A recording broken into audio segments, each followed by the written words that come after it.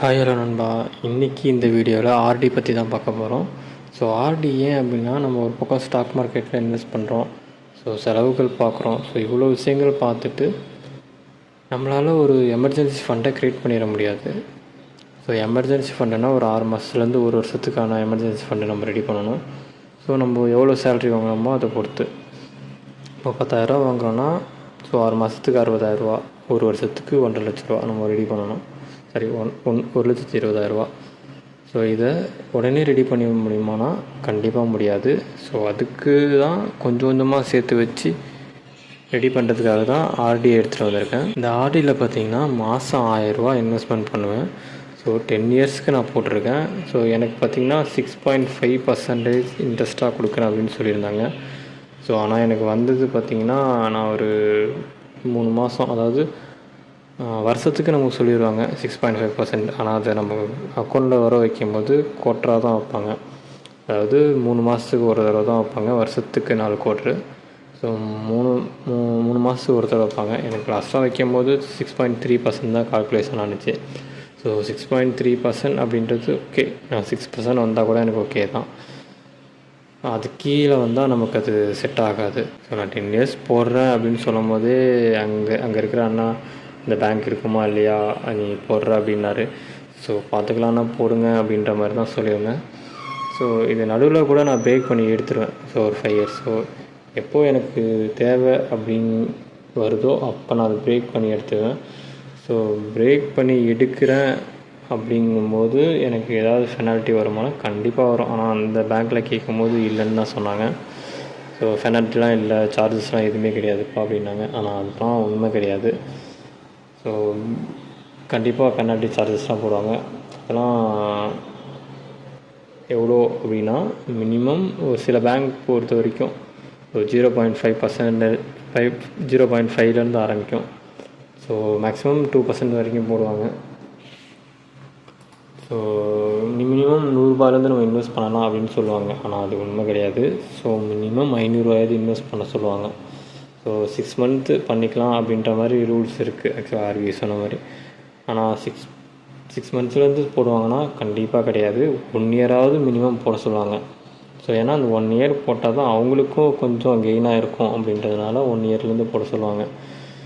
So penalty அதே மாதிரி நடுவில் மாதம் நீங்கள் கட்டணும். கரெக்டாக கட்டலை அப்படின்னா அதுக்கான அந்தந்த பேங்க்கில் என்ன பெனால்ட்டி சார்ஜஸ் இருக்கோ அது கண்டிப்பாக போடுவாங்க. நம்ம முன்னாடி இல்லைன்னு சொன்னாலும் ஆனால் போடுவாங்க. அது நமக்கு கொடுக்குற இன்ட்ரெஸ்ட்லேருந்து ஆட்டோமேட்டிக்காக அது கலைஞ்சிரும். ஸோ அதனால் அது நமக்கு பெருசாக தெரியாது அப்படின்றதுனால இல்லைன்னு சொல்லுவாங்க. ஸோ அது சில பேங்க் பொறுத்த வரைக்கும் 0.5லேருந்து 2% வரைக்கும் மாறும். அதே மாதிரி நம்ம இல்லை, நான் கட்டிகிட்டே இருக்கேன், ஒரு 1 இயருக்கு போட்டிருக்கேன்னா 3 மாதத்தில் நீங்கள் போய் இது பண்ணணுன்னா கண்டிப்பாக முடியாது. 3 மாதத்துக்கு மேலே தான் உங்களால் அது இது பண்ண முடியும். சில பேங்க்லலாம் 3 மாதத்துக்குள்ளார நீங்கள் இது பண்ணிங்கன்னா உங்களுக்கு இன்ட்ரெஸ்ட்டே கொடுக்க மாட்டாங்க சுத்தமாக. ஸோ அமௌண்ட்டை மட்டும் நீங்கள் கட்டின அமௌண்ட்டை மட்டும் கொடுத்துருவாங்க. சார்ஜஸ் இருந்தால் சார்ஜஸ் அது கண்டிப்பாக போடுவாங்க.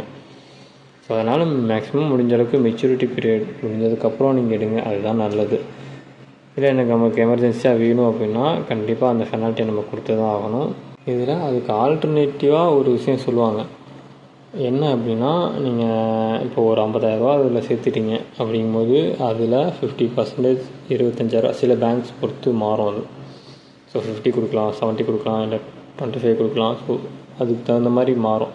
ஸோ நீங்கள் 50%னா ஒரு 50,000 சேர்த்துருக்கீங்கன்னா 25,000 நீங்கள் லோன் எடுத்துக்கலாம் அப்படின்னு சொல்லுவாங்க.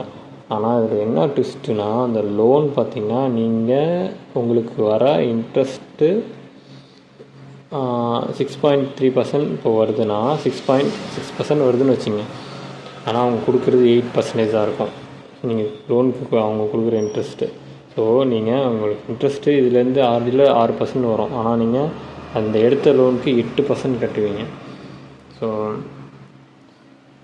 நீங்கள் பிரேக் பண்ண போகிறீங்கன்னா எனக்கு இல்லை வேண்டாம் பிரேக் பண்ணி விட்டுருங்க. இல்லை லோன் ஓகேவாக இருந்துச்சுன்னா நீங்கள் லோனை கூட எடுத்துக்கலாம். ஸோ ஒரு சின்ன அட்வான்டேஜ் தான். ஆனால் அதில் ஒரு ஹிடனான ஒரு ரிஸ்க்கையும் வச்சுருப்பாங்க. ஸோ அதையும் பார்த்துக்குங்க.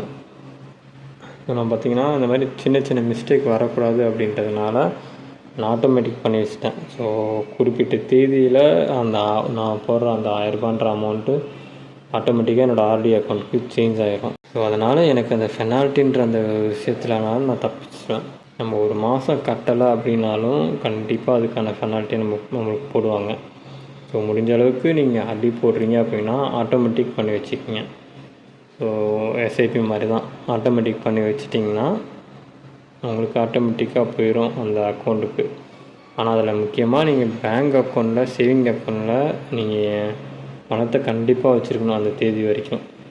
வச்சுருந்தா தான் அது எக்ஸிக்யூட் ஆகும், இல்லைனா எக்ஸிக்யூட் ஆகாது. ஸோ நாள் கடந்து போச்சுன்னா பெனால்ட்டி விலக தான் செய்யும். இதில் பார்த்தீங்கன்னா எஃப்டி மாதிரி உங்களுக்கு ரிட்டர்ன்ஸ் கிடைக்காது, பட் சின்னதான ரிட்டர்ன்ஸ் கிடைக்கும். ஓகேங்களா? எஃப்டியில் போடுற பணத்தை விட இதில் ரிட்டர்ன்ஸ் கொஞ்சம் கம்மி தான். ஆனால் கொஞ்சம் கொஞ்சமாக சேர்த்து நம்ம ஒரு பெரிய அமௌண்ட்டை நம்மளால் அச்சீவ் பண்ண முடியும். ஸோ இந்த ஆர்டி சம்மந்தப்பட்ட ஒரு கிளாரிட்டி கொடுத்துருப்பேன்னு நினைக்கிறேன். ஸோ இந்த ஆர்டி பண்ணுற விஷயத்த உங்கள்கிட்ட ஷேர் பண்ணணும்னு நினச்சேன். ஸோ வேறு ஏதாவது ஒரு கேள்விகள் இருந்தால் கமெண்ட்ஸில் கேளுங்க. ஸோ இன்னொரு வீடியோவில் பார்ப்போம் நண்பா. பாய்.